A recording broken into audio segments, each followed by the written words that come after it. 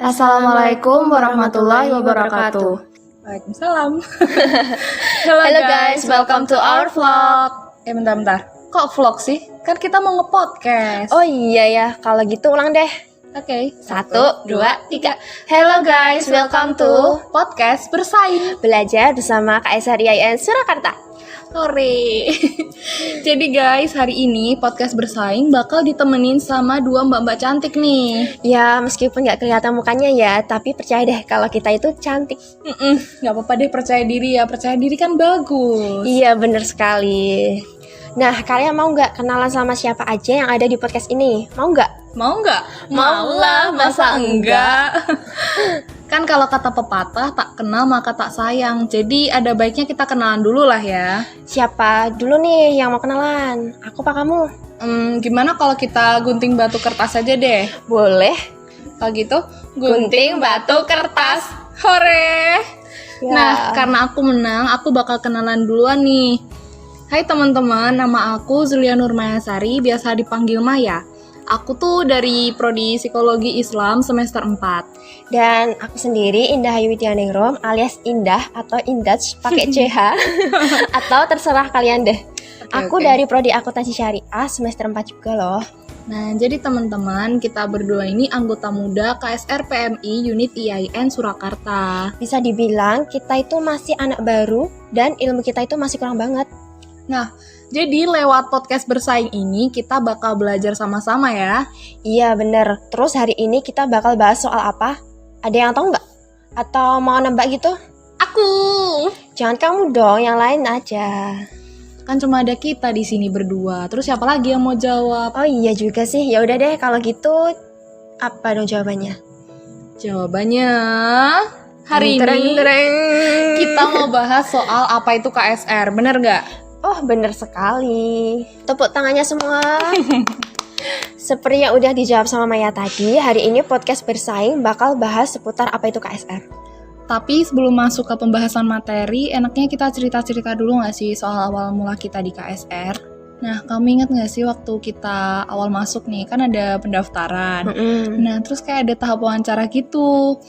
Nah, aku tuh dapat pertanyaan soal motivasi aku buat masuk KSR. Terus ditanyain juga, kamu tuh tahu KSR nggak? KSR itu apa gitu kan? Kamu juga pasti ditanyain gitu kan? Oh ya jelas. Nah, terus kamu jawabnya gimana tuh waktu itu? Kalau aku tuh jawabnya gini.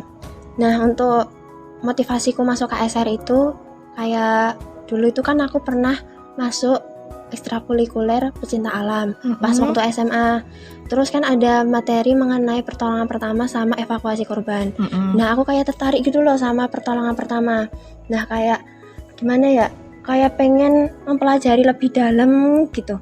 Terus kayak seru banget gitu. Terus habis itu pas masuk kuliah ini kayak oh, ada KSR nih. Aku pengen ngembangin di KSR gitu loh. Terus habis itu ya udah aku daftar. Habis itu kalau kamu gimana? Kalau aku sih kurang lebih sama kayak kamu ya ternyata. Waktu di kuliah di semester awal tuh kan aku no lab banget ya, nggak ikut apa-apa gitu. Terus makanya aku pengen coba ikut UKM atau UKK gitu. Tapi awalnya tuh aku bingung kan mau masuk yang mana gitu. Terus aku ingat kalau dulu di SMA aku di Pramuka, aku ikut plotting PP pertolongan pertama juga gitu. Dan itu emang seru banget. Terus ya udah deh, karena aku pikir aku ada basic PP, kenapa nggak aku kembangin juga kan di KSR itu? Bener sih. Ya udah deh, akhirnya pilih KSR dibanding UKM lain gitu. Nah, terus kalau soal yang tahu KSR nggak atau KSR itu apa, waktu itu kamu jawab apa? Kalau itu aku jawabnya kayak semacam kayak PMR gitu loh. Kayak yang jaga-jaga upacara apa gimana. Kalau di kampus kan nggak ada upacara nih. Nah, berarti kayak gini contohnya di kelas. Terus ada yang pisah, nah kita nanti bantu ngobatin, cara ngobatinnya gimana, kayak gitu. Kalau kamu gimana? Waktu itu aku bener-bener bingung karena sebenarnya aku tuh emang clueless banget soal KSR ya. Yang aku pikir juga sama, PMR sama KSR tuh sama aja. Kalau PMR dulu di sekolahan, kalau KSR tuh di perguruan tinggi gitu kan. Padahal mah beda aslinya gitu. Terus waktu itu aku jawab apa ya? Aku tuh jawab kalau KSR tuh ya, aku cuma tahu kan singkatannya Korps Sukarela gitu loh. Terus dia tuh bergerak di bidang kesehatan. Intinya ya UKM atau UKK yang geraknya di bidang kesehatan. Udah gitu doang aku jawabnya karena emang nggak ada gambaran apa-apa gitu loh soal KSR. Nah, kan biasanya banyak nih orang awam yang salah mengartikan KSR, termasuk kita tadi tuh kan. Iya. Terus sebenarnya KSR tuh apa sih? Kalau menurut kamu gimana, Dah? Kalau menurut aku itu kan KSR itu kayak wadah kegiatan mengenai medis. Terus kan itu di dalamnya itu juga ada kayak sosial juga. Nah, kegiatan sosial. Nah, terus itu ada umurnya juga, ada batasannya. Itu umurnya sekitar 18 tahun sampai 35 tahun. Nah, kalau kamu itu gimana?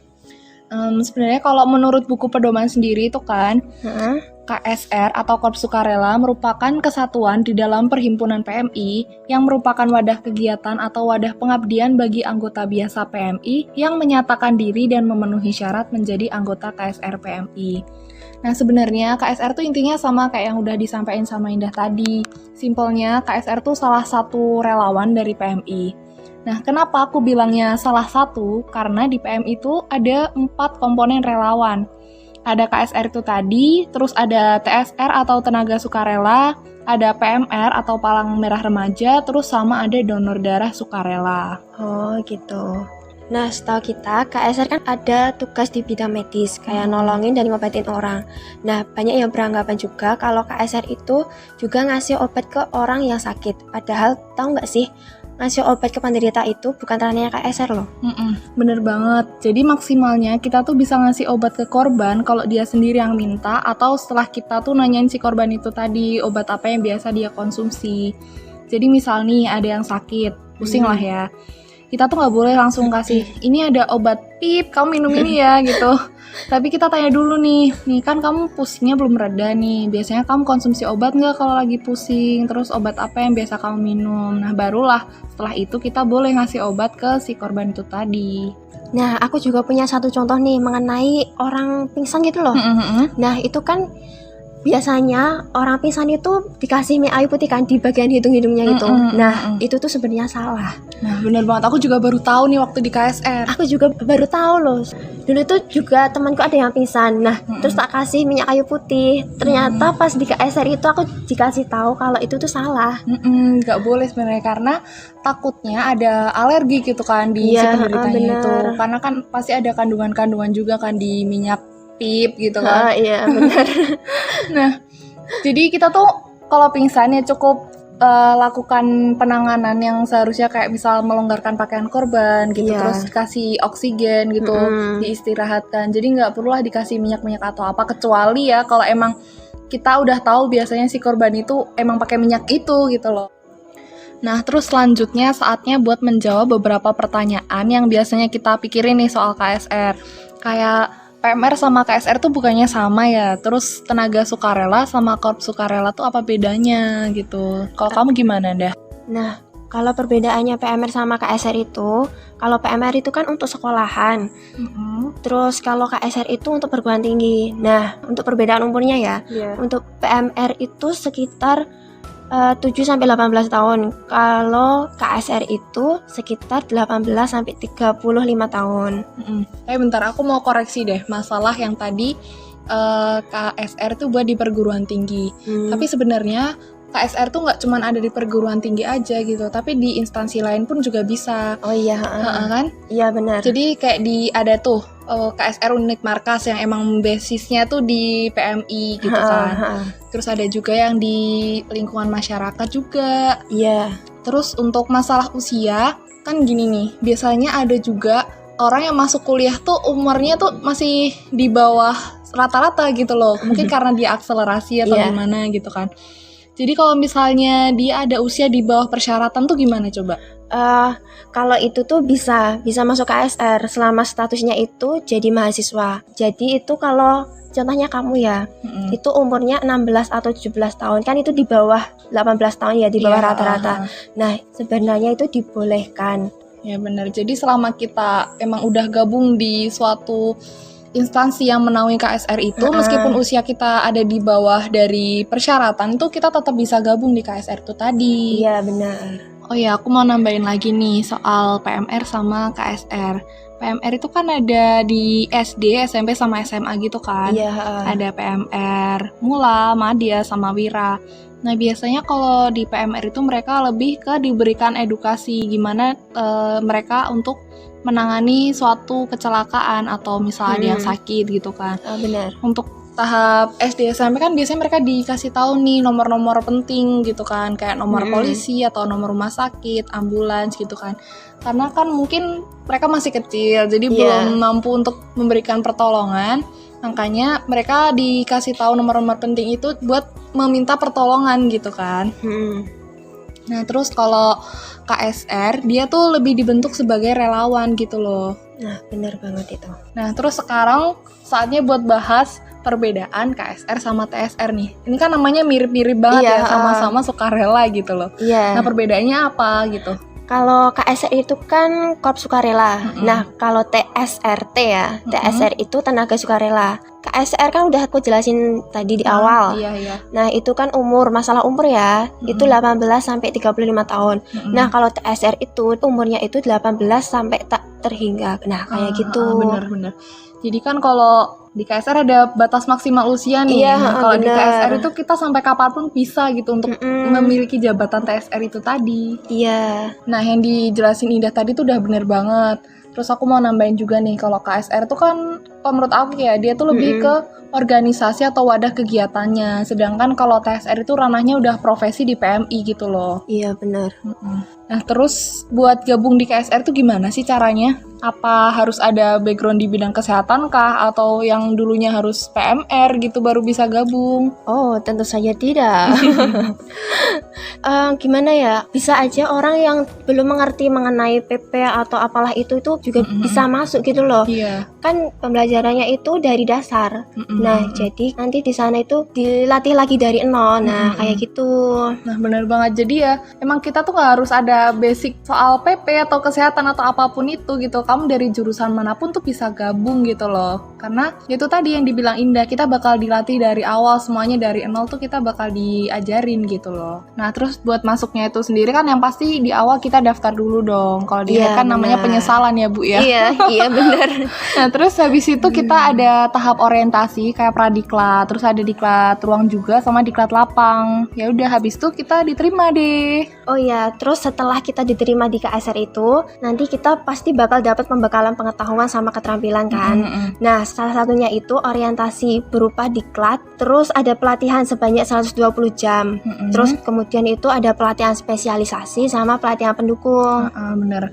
Oh ya, terus ngomong-ngomong soal pelatihan 120 jam nih, kita kemarin udah ngejalanin gak sih? Iya, udah. Tapi baru sebagian. Iya, cuma sebagian aja nih.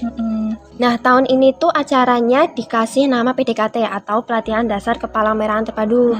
Nah, di situ tuh ada banyak banget hal yang kita pelajari, baik mengenai teori maupun praktek. Nah, materi yang udah kita dapat kemarin itu ada gerakan sejarah dan lambang, terus SAF dan COC. Terus ada HPI, organisasi PMI, dasar-dasar PP dan anatomi faal. Terus ada juga asesmen PP, perdarahan syok dan cedera jaringan lunak. Terus cedera otot rangka, luka bakar, BHD dan RJP. Terus ada juga cedera spinal, terus pemindahan penderitaan, dan yang terakhir ialah kedaruratan medis dan keracunan. Ternyata banyak juga yang udah kita pelajarin ya. Iya. Tapi ternyata itu masih belum selesai gitu loh, belum Iya, memenuhi belum yang 120 jam. Masih banyak yang perlu kita pelajari lagi. Iya, gitu. bener banget. Nah, terus aku pengen ngomongin soal kegiatan yang ada di KSR nih. Orang-orang tuh kan biasanya yang tahu KSR, mereka tuh nganggep KSR tuh identik sama kegiatan donor darah gitu loh. Padahal mah kegiatan KSR nggak cuma donor darah ya. Iya, bener banget. Ada banyak gitu loh, nggak cuma di bidang medis, tapi juga ada yang di bidang sosial gitu loh. Nah, KSR kan sebagai relawan. Nah, itu tugasnya nggak melulu nolong atau ngobatin orang sakit. Relawan yang ditugasin ke bencana alam nggak cuma bertugas di bagian medis aja. Bisa aja kita kan di sana juga ada kayak shelter gitu kan. Apa sih namanya? Tempat penampungan. Iya, Iya, tempat penampungan. Nah, itu kan bisa jadi kita ikut di dapur umum. Kalau enggak di logistik, terus humas, terus psikososial dan lain sebagainya. Karena emang KSR itu sebagai relawan, basicnya itu lebih ke sosial kemanusiaan. Nah, kayak gitu. Bener, jadi ya emang nggak cuma nolong-nolongin orang atau mungkin kita yang jaga di bagian medisnya, tapi juga bisa di bidang-bidang lain gitu kan. Iya, bener. Nah, terus ngomongin masalah kegiatan sosial nih, angkatan kita tuh kemarin juga baru aja ngadain acara bagi-bagi hand sanitizer gratis di sekitaran kampus ya. Iya, bener banget. Nah, kita kan di sini juga belum ada 3 bulan kan. Jadi, ya kegiatan kita itu masih dikit banget gitu loh. Bener. Tapi ya meskipun kegiatan kita masih dikit, tapi kan kita juga sering nih sharing sama angkatan atas Iya, gitu, sama bener. kakak-kakak kita gitu. Mereka juga sering cerita soal pengalaman mereka. Terus aku inget waktu itu pernah diceritain soal mereka yang ditugasin buat jaga posko lebaran gitu Iya, kan. bener. Itu kan ada aku juga. Bener. Bener. Berarti kita ada di acara yang sama waktu Iya, itu. bener sekali. Nah kan kita dari tadi udah bahas soal kegiatan KSR nih, panjang banget, panjang kali lebar sama dengan Luas. Nah kita udah bahas banyak banget kayak gitu. Nah menurut kamu KSR tuh berat gak sih? Ya lumayan berat sih, tapi karena aku niat ya jadi nggak apa-apa gitu. Kalau kamu gimana? Kalau aku sih ya sama gitu loh, awalnya juga nganggepnya berat gitu kan, karena ternyata kegiatan KSR sama tugasnya tuh banyak. Tapi sebenarnya ya buat jadi relawan di KSR itu nggak melulu soal tugas yang berat kok. Dengan hal-hal yang sepele pun sebenarnya kita juga udah bisa menjalankan misi kemanusiaan gitu loh buat jadi relawannya. Kayak waktu itu aku pernah dapat cerita gitu kan dari teman KSR di universitas lain. Oh iya, soal dia yang ditugasin buat jadi relawan bencana. Dan di sana tuh dia tugasnya cuman ngelipet baju gitu loh. Kan kayak didengarnya tuh sepele. Iya, Masa relawan tugasnya ngelipet baju sih gitu. Tapi kan itu juga udah bantu gitu loh, sama aja udah membantu yang lain gitu. Jadi sebenarnya tugas relawan tuh nggak harus yang kita terjun di tempat bencananya langsung apa gimana. Masih banyak banget hal-hal yang bisa kita lakuin gitu loh untuk jadi relawan. Iya, benar sih, benar. Nah, setelah semua yang udah kita obrolin tadi, kita bisa simpulin kan kalau KSR itu ya relawan dari PMI yang tugasnya nggak cuma di bidang medis aja, tapi juga di sosial kemanusiaan. Dan sebenarnya banyak hal yang bisa kita ambil dengan gabung di KSR ini. Kayak kita bisa tahu cara pertolongan pertama. Itu kan bisa guna untuk diri kita sendiri sama lingkungan sekitar kan. Dan dengan ikut kegiatan UKM atau UKK di kampus itu bisa menambah relasi kita kan. Nah, selain dapat relasi, kita tuh juga di KSR tuh seolah dapat keluarga baru gitu kan. Iya, bener Pokoknya banget. suka banget deh sama kekeluargaannya anak KSR tuh, mantap. Nah, pokoknya intinya kalian gak bakal nyesel deh kalau udah gabung di KSR. Ya, bener sekali. Nah, kira-kira dari apa yang kita udah sampein tadi, teman-teman udah paham belum tentang apa itu KSR? Atau seenggaknya udah ada gambaran gitu? Semoga udah lah ya, kan kita udah banyak jelasin juga tadi. Iya, banyak banget. Mungkin yang kita sampaikan di podcast bersaing hari ini tuh cuman sebatas itu aja, tapi aku harap teman-teman semua bisa belajar dan dapat pengetahuan baru lewat podcast kita ini. Bener sekali. Aku punya pantun loh. Oke, aku mau dengerin coba. 2, 3 bunga di taman. Jika ada salah, mohon dimaafkan. Cakep banget tuh. Kalau gitu aku mau ikutan pantun nih. Wah. Gini. Minum es dawet pakai selasi. Aduh, seger banget. Jadi pengen kan? Iya kan aku mau pantun. Ya, habisnya apa sih? Dari tadi kita ngobrol mulu. Udah, habis ini kita dapat konsum kok, tenang aja. Ya udah deh, lanjut sama pantunnya sana. Gini.